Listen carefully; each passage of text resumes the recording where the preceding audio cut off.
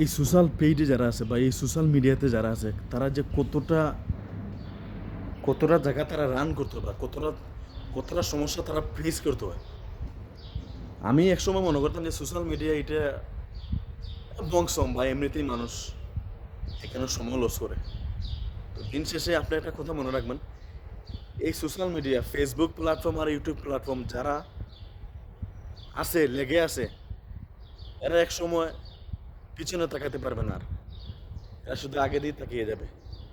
তো আপনি দূর থেকে হিংসা করে লাভ নাই, যদি আপনি ক্যামেরার সামনে কথা বলতে পারেন, যদি আপনি ভিডিও ভিডিও বানাইতে পারেন ক্যামেরা দিয়ে, ক্যামেরার সামনে কথা বলতে পারেন, আপনিও এই লাইনে আইতে পারেন।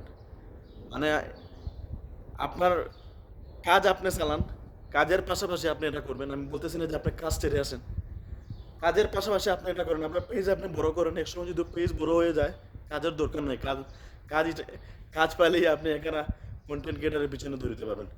সো এই কন্টেন্ট ক্রিয়েটার এই কন্টেন্ট ক্রিয়েটারের যাত্রা যাদের যারা যারা করে ফেলছে এরা জীবনে আর কন্টেন্ট ক্রিয়েটার ছাড়তে পারবে না।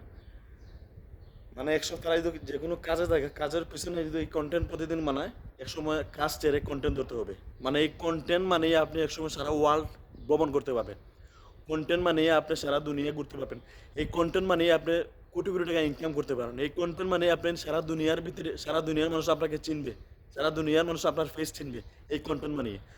সো যারা এই ভিডিওর জগতে এসে পড়ছে বা যারা এই ভিডিও জগতে কন্টিনিউ করতেছে এরাই জানে যে তার একটা পেজের কতক্ষণ মূল্য বা তার ফেস ভ্যালুর কতটা মূল্য।